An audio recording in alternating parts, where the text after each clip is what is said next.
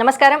ప్రస్తుతం మనతో పాటు ప్రముఖ ఆధ్యాత్మికవేత్త, ప్రముఖ జ్యోతిష్య వాస్తు పండితులు జగన్నాథ ఆచార్యులు గారు ఉన్నారు. వారితో మాట్లాడిద్దాం. నమస్కారం గురుగారు. నమస్తే గురుగారు, 2024 సంవత్సరం జనవరి నెలలో మరి మకర రాశి వారికి ఎలా ఉండబోతుందో తెలియజేస్తారా? ఈ యొక్క మకర రాశికి లగ్న ధనాధిపతి అయినటువంటి ఈ యొక్క శనేశ్వరుడు ఈ యొక్క ధనస్థానంలోనే ఉండడం వల్ల ధనాభివృద్ధి, కుటుంబాభివృద్ధి, కుటుంబంలో వ్యక్తులు ఒకరినొకళ్ళు బాగా అర్థం చేసుకోవడం, కుటుంబ సభ్యుల మధ్య ప్రేమానురాగాలు, ఆప్యాయతలు పెంపొందడం లాంటి పరిణామాలు జరిగే అవకాశం ఉంది.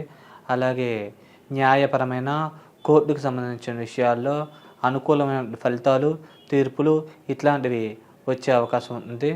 అలాగే ఆకస్మిక ధన లాభాలు, ఆకస్మిక ధన ప్రాప్తి, ఆకస్మిక వ్యవహార లాభాలు ఇట్లాంటివి జరిగే అవకాశం ఉంది.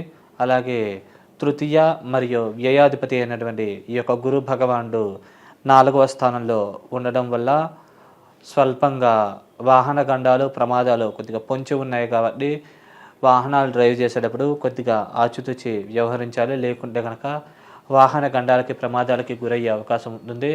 అలాగే వృత్తిపరంగా కూడా వృత్తి స్థానాన్ని గురువు చూడడం వల్ల టెన్షన్లు, చికాకులు, మానసిక ఒత్తిడి ఇలాంటివి అధికంగా ఉండే అవకాశం ఉంది.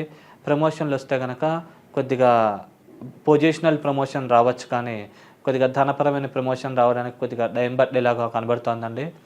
అలాగే ఈ యొక్క గురువు యొక్క పాప దృష్టి ఈ యొక్క అష్టమ స్థానం మీద కూడా ఉండడం వల్ల కొద్దిగా చిన్న చిన్న మానసికమైన ఇబ్బందులు, భయాలు లాంటి వాటికి లోనయ్యే అవకాశాలు కనబడుతున్నాయండి.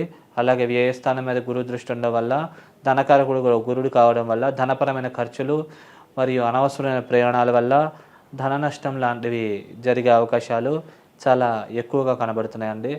అలాగే ఈ లగ్నానికి చతుర్థ మరియు లాభాధిపతి అయినటువంటి ఈ యొక్క అంగారకుడు 12వ స్థానంలో ఉండడం వల్ల కొద్దిగా ల్యాండ్ పరమైన లిటికేషన్స్, ఇబ్బందులు, లాభాల పేరుతో నష్టం జరగడము మరియు అనవసరమైన ఖర్చులు అధికంగా కావడము మరియు శత్రురోగ రుణాది పీడలు మరియు మాట వల్ల స్వల్పంగా తడబడడం, మాట వల్ల సమస్యలు ఒకలాగా మాట్లాడితే ఇంకోలాగా అర్థమవడం, దానివల్ల సమస్యలు లాంటివి కనబడుతున్నాయండి. అలాగే ఈ యొక్క 7వ స్థానాన్ని కూడా ఈ యొక్క అంగారకుడు చూడడం వల్ల వివాహ ప్రయత్నాలు చేసే వాళ్ళకి స్వల్పంగా ఆలస్యం అయ్యే అవకాశాలు కూడా సూచిస్తోంది.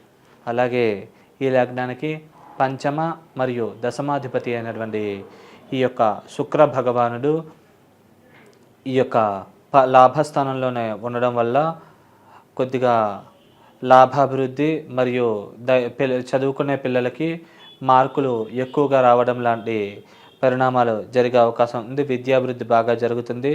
అలాగే ఆకస్మిక ధన లాభాలు, ఆకస్మిక వ్యవహార లాభాలు, ధనప్రాప్తి ఇలాంటివి లభించే అవకాశాలు బాగా ఎక్కువ కనబడుతున్నాయి.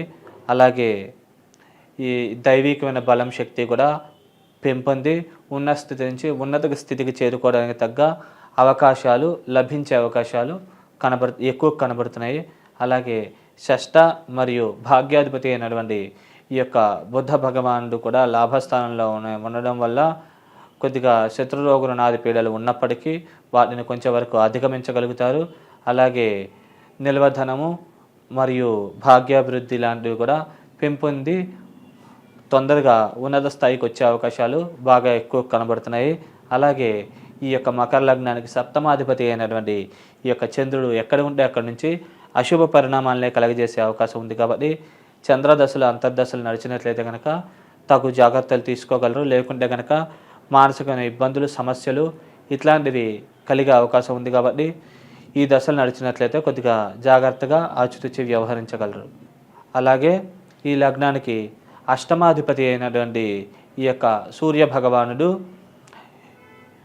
ఈ యొక్క 12వ స్థానంలో అంటే వ్యయస్థానంలో ఉండడం వల్ల అనవసరమైన ఖర్చులు మరియు చిన్న చిన్న అనారోగ్యాల వల్ల ధన నష్టం లాంటివి సంభవించే అవకాశాలు ఉన్నాయి. కాబట్టి ఈ విషయాల్లో కొద్దిగా జాగ్రత్తగా వ్యవహరించగలరు. సాధ్యమైనంత సంయమనం పాటిస్తే కనుక ఈ యొక్క దోష ప్రభావం నుంచి బయటపడే అవకాశం ఉంది. దైవిక బలం, శక్తి పెంపొందించుకోవడం వల్ల కూడా ఈ దోష ప్రభావం నుంచి ఉపశమనం లభించే అవకాశాలు ఎక్కువ కనబడుతున్నాయి. అలాగే 3వ ఇంట్లో రాహువు, అలాగే 9వ ఇంట్లో కేతువు ఉండడం వల్ల కేతు మహాదశ అయిపోయి రాహు మహాదశ మిగిలి ఉన్నట్లయితే కనుక ఈ రాహుకేతులు ఇద్దరు కూడా అద్భుతంగా యోగించి లాభిస్తారు. మంచి శుభ పరిణామాలని అనుకూలమైన ఫలితాలని ఇచ్చే అవకాశం ఉంది కాబట్టి ఈ సమయాన్ని సద్వినియోగం చేసుకోగలరు. ఒకవేళ వ్యక్తిగత జాతకంలో కనుక మీకు రాహు మహాదశ ముందైపోయి కేతు మహాదశ తర్వాత వచ్చినట్లయితే కనుక చేతిదాకా వచ్చి కొన్ని అవకాశాలు అదృష్టం మిస్ అవ్వడం, మరియు సోదరి వర్గీయులతో స్వల్పమైన విభేదాలు, చికాకులు, మాట వల్ల సమస్యలు లాంటివి తలెత్తే అవకాశం ఉంది. ఒకలాగా మాట్లాడితే వేరే వాళ్ళకి ఇంకోలాగా అర్థం అవడం, దానివల్ల సమస్యలు ఇట్లాంటి వాటి వాళ్ళతో ఇబ్బంది పడే అవకాశాలు చాలా ఎక్కువగా ఉన్నాయండి. మరి అలాగే ఈ రాశి వారికి ఆర్థికంగా ఎలా ఉండబోతుంది అంట? ఆర్థికంగా అంటే కనుక బాగానే ఉందండి. ఒక 60% అనుకూలత, ఒక 40% స్వల్పమైన వ్యతిరేకత కనబడుతుంది. ఓవరాల్గా అయితే కనుక బాగానే ఉందండి. మరి అలాగే రాజకీయ నాయకులకు ఎలా ఉండబోతుంది? రాజకీయ నాయకులకు మాత్రం కొద్దిగా మిక్స్డ్గా ఉందండి, సామాన్యంగా ఉంది. ఒక 60% వ్యతిరేకత, ఒక 40% అనుకూలత ఉంది.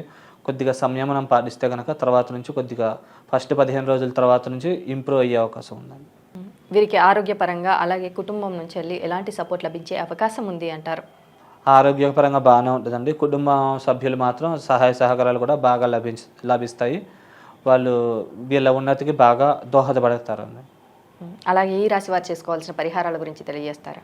ఈ రాశి వాళ్ళు అనుకుంటే కనుక ముఖ్యంగా ఈ యొక్క దైవిక శక్తి బలం పెంపొందించుకోవాలనుకుంటే కనుక ఈ యొక్క గణపతికి సంబంధించిన స్తోత్రాలు, అలాగే దుర్గా స్తోత్రము ఇవి రెగ్యులర్గా పారాయణ చేసుకోవడం మంచిది. అలాగే రెగ్యులర్గా శివాలయం ఉంటే కనుక అక్కడ ప్రదక్షిణ నమస్కారాలు ఆచరించుకోవడం, అలాగే ఈ యొక్క మంగళవారం కందులు అంగారక స్తోత్రం పారాయణ చేసుకుని కందులు ఎరుపు వస్త్ర సహితంగా బ్రాహ్మణులకి దానంగా ఇవ్వడం వల్ల ఈ దోష ప్రభావం నుంచి బయటపడి ఉన్న స్థితి నుంచి ఉన్నత స్థితికి తొందరగా చేరుకోగలుగుతారు.